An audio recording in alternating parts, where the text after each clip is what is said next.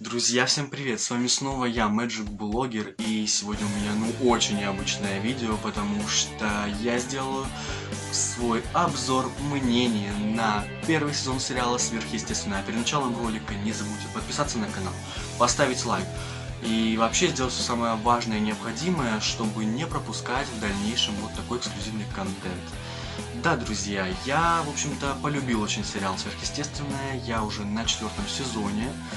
И поэтому, скажем так, в ходе свежих эмоций от просмотра я решил и записать свой обзор мнения на все сезоны сверхъестественного. Я постараюсь это сделать, а если вы действительно захотите в дальнейшем еще таких обзоров, то, пожалуйста, поддержите лайком, комментарием, что вам такое действительно интересно, и я буду знать, собственно, снимать ли такое дальше или нет. Собственно, с чего будет состоять мой обзор? Сначала мы поговорим о сюжете первого сезона, потом разберем персонажей, ну а затем я расскажу о самых интересных сериях, по моему мнению, и дам оценку первому сезону. Ну и погнали! Начнем с сюжета. Первый сезон сериала рассказывает о семье Винчестеров. Братья теряют при странном пожаре свою мать. Это произошло из-за вмешательства сверхъестественных сил. Отец мальчиков Джон всю жизнь провел в странствиях.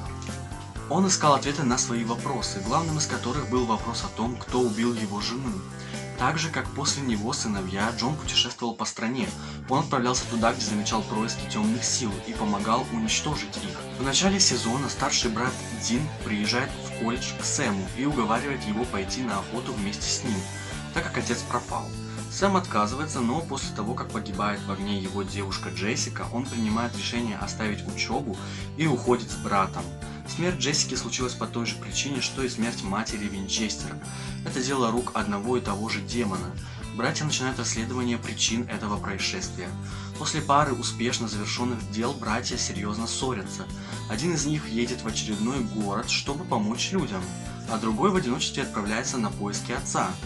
Там Сэм знакомится с Мэг, которая по итогу оказывается одержимая демоном. Сэма постоянно посещают видения, в которых он находит разгадку дел, либо узнает о том, что кому-то предстоит умереть. В финальных сериях братья с Бобби побеждают Мэг и сталкиваются с желтоглазым демоном. По дороге в них врезается мужчина, в которого вселяется демон, и сезон заканчивается. Собственно, вы сейчас услышали сюжет первого сезона, если так прям кратко я его рассказал.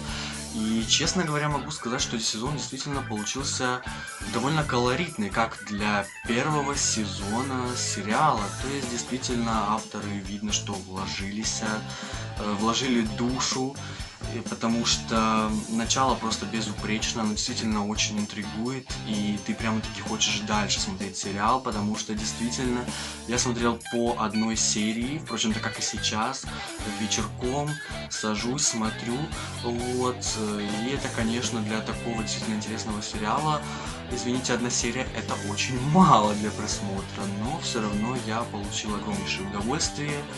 Что могу сказать по поводу финала? Он мне в принципе понравился, но, честно говоря, тут я не переживал за героев.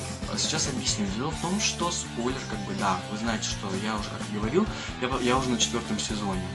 И, соответственно, в финалах других сезонов я больше переживал за персонажей. Тут же как-то нет... Я не знаю, вот этой атмосферы того, что действительно персонажи могут погибнуть, что будет что-то опасное. Этого нет, потому что ты прекрасно знаешь, что тебя ждет впереди 14 сезонов, где с братьями все будет в порядке. Да, время от времени я знаю, что они будут умирать, возрождаться и так далее, но тем не менее нет вот этого, я не знаю, действительно ты не переживаешь за персонажей. Вот как-то я не знаю, поэтому я был в таких сомнениях от финала первого сезона. Да, он неплохой, но как-то это было что-то поистине странное. Поэтому в целом сезон неплохой, но вот как-то финал соу-соу, я бы сказал. Но сейчас давайте проедемся по персонажам. Проедемся, да-да.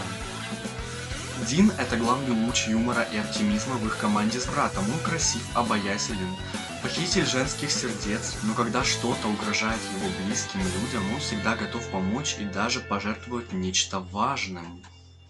Что я могу сказать по поводу Дина, так это то, что персонаж действительно очень харизматичен.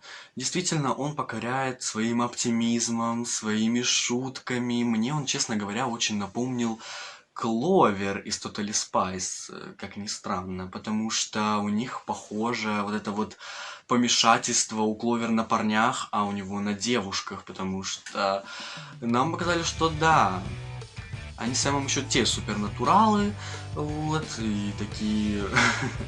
У них, особенно вот у Дина в первом сезоне, реально чуть ли не в каждой серии была какая-то новая девушка. Ну, не девушка, а в смысле вот девушка, с которой у них возникала симпатия. Но это на одну серию, понятное дело, поэтому там ничего серьезного с многими не было. Там были редкие случаи, когда нам показывали действительно девушек, у которых с ним были отношения. Вот. И напомнил он, собственно, мне еще Кловер тоже своим оптимизмом, вот, тем, что он такой шутничок, скажем так, в их тандеме с братом.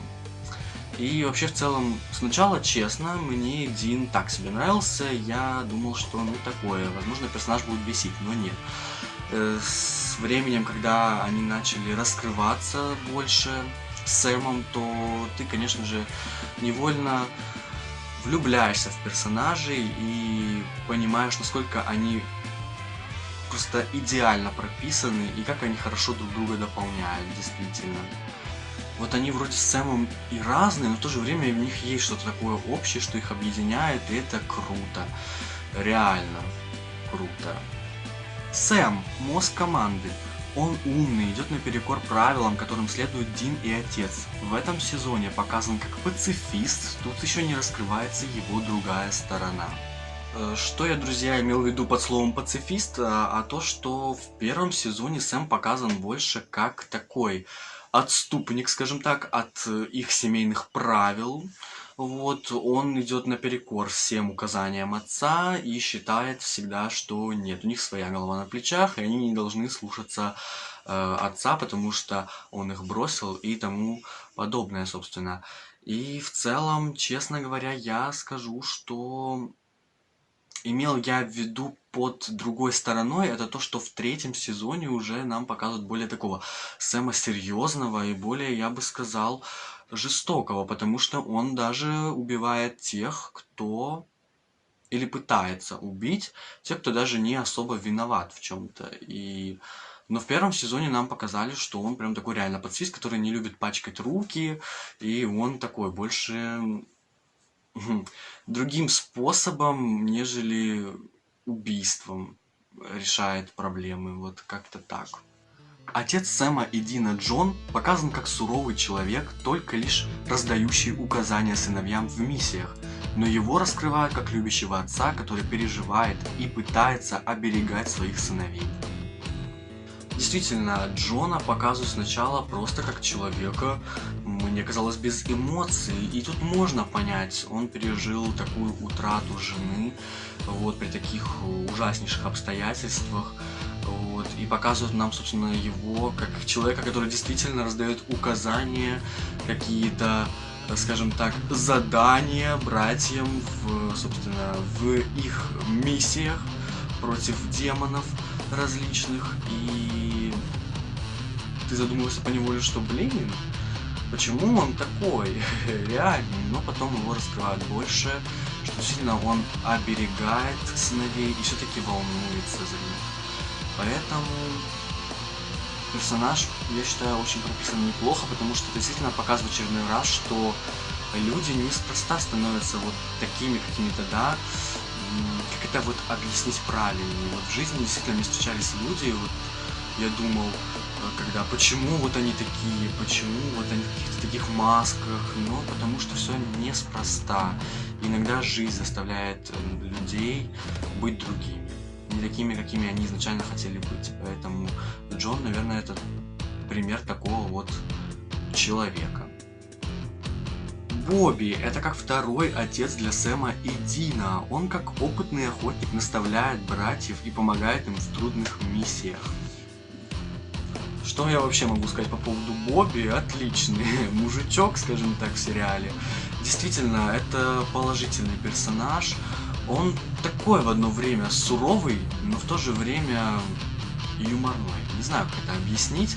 Вот, и как я действительно и сказал, он действительно для братьев как второй отец. Он их наставляет и не раз помогает им в трудных миссиях и в последующих сезонах. Это очень здорово. И действительно мне нравится, как показаны взаимоотношения его с Сэмом и Дином, что они действительно вот как не чужие люди друг другу. И вот Бобби — это действительно один из персонажей моих, наверное, фаворитов в сериале, потому что он действительно очень классный и довольно интересный персонаж. Вот что, а он довольно харизматичный и интересный прописанный персонаж.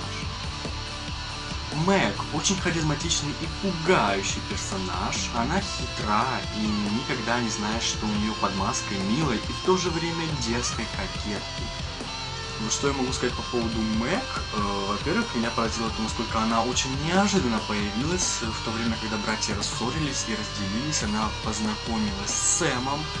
И, честно говоря, я уже тогда заподозрил, что персонаж нечистый. И, как-таки оказалось, действительно, это девушка-приспешница демонов. И, к тому же, она познакомилась с Сэмом и Дином не с добрыми намерениями.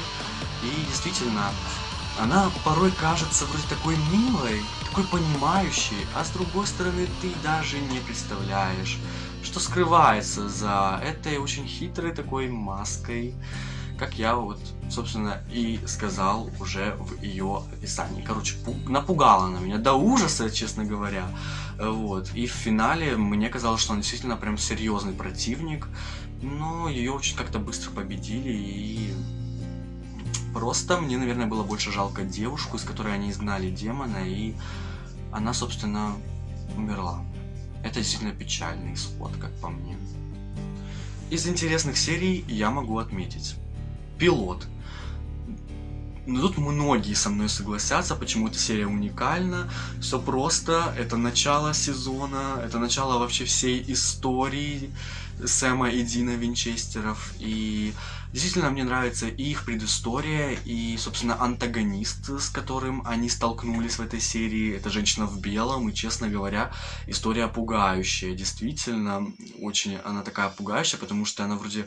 такая, кажется, милая, но потом, когда она сядет к себе в машину, и вроде как я понял, она довозила всех до своего дома, то она потом, собственно, справлялась довольно жестоко со всеми, вот, и, короче, супер пугающая серия, мне прям было не по себе от нее. Кровавая Мэри, ну тут, наверное, название говорит само за себя, и если честно, я прямо-таки... конкретно наложил в штаны от этой серии, потому что она самая пугающая, наверное, за всю историю сверхъестественного. Во-первых, сам образ Кровавой Мэри в этой серии просто жуткий до ужаса, и ты невольно действительно переживаешь на протяжении всех серий за тех, скажем так, ее жертв, которых она преследует, и потом очень жестоко у них кровоточат глаза, короче, честно, это жуть, прям уф-уф-уф. Очень жуткая серия, и мне прямо-таки она действительно больше всех запомнилась в первом сезоне. Человек с крюком. Серия «Человек с крюком». Ну, честно говоря, я ничего не ждал этой серии. Вот, я подумал, Капитан Крюк, ты ли это? Вот, но серия реально получилась очень жуткой, и там вообще такой детектив, вот, как братья выяснили, что все убийства связаны с родными и близкими одной девушки. Там, короче, она носила какое-то ожерелье, по-моему, и оно было, собственно, проклятое, и оно сводило в могилу родных и близких людей этой девушки. Короче, жесть, реально. Серия нагнала жути, скажем так, и она прямо-таки заслуженно сюда вошла. Вот это такой топ мой. Серия «Дом». Она, наверное, не жуткая больше, а она мне больше понравилась именно сюжетом. Именно с этой серии нам дали понять, что все. Закончились просто филлерные серии, теперь больше сюжета, потому что именно в этой серии нам показали наконец-то после пропажи Джона. Как он объявился, позвонил братьям. Да и вообще в целом серия интересная, как они вернулись в свой прошлый дом, а там, собственно, было что-то нечистое. И круто, что они объединились с, по-моему, гадалкой, которая знала их отца. Короче, серия очень прикольная. Мне она понравилась чисто сюжетом.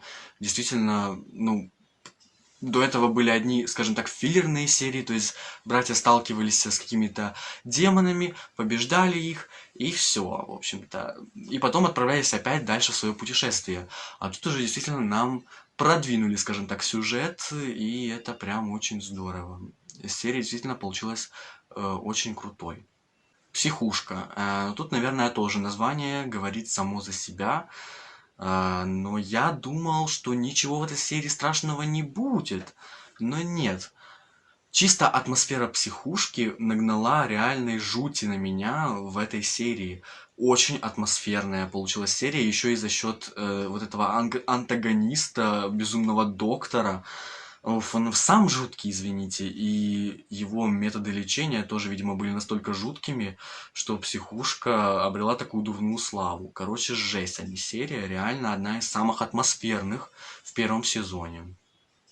И последняя серия «Происхождение». Ну, тут, честно говоря, всю серию нагоняла жути вот эта стрёмная картина. Во-первых, картины эти все стрёмные, да, вот от такого плана, реально. А тут с ней еще такой сюжет очень был запутанный. Сначала отец оживал с картины и убивал довольно жестоко.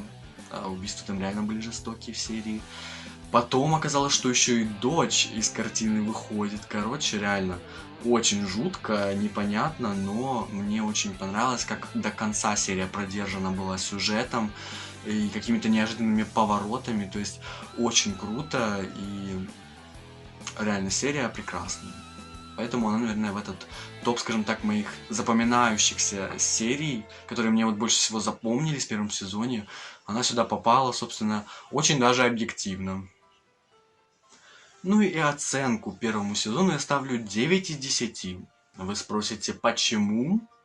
А я вам отвечу, честно говоря, я снизил 1 балл только лишь за то, что я так и не смог найти первую серию в нормальной озвучке. Мягко говоря, озвучки просто как будто бы нет в первой серии.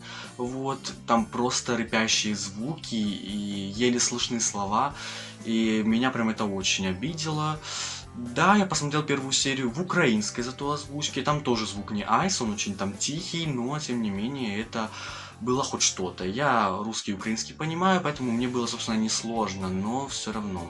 Вот именно из-за того, что так я и не нашел первой серии в нормальной озвучке, сезон получает оценку 9 из 10. Кстати, да, если вы все-таки где-то смогли найти первую серию в хорошем качестве звука, то, пожалуйста, маякните об этом в комментариях, потому что, да, было бы неплохо мне пересмотреть первую серию уже в нормальной, скажем так, озвучке. Ну и вот такой обзор мнения у меня получился на первый сезон сериала «Сверхъестественное». Напишите свое мнение по поводу этого сезона в комментариях. Вообще, смотрите ли вы этот сериал, нравится ли вам. Вот. И напишите, нравится ли вам такая вот рубрика, скажем так, на моем канале.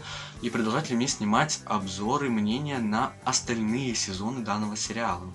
А с вами был я, Magic Blogger. Мы скоро увидимся. Once I rose above the noise and confusion, just to get a glimpse beyond this illusion.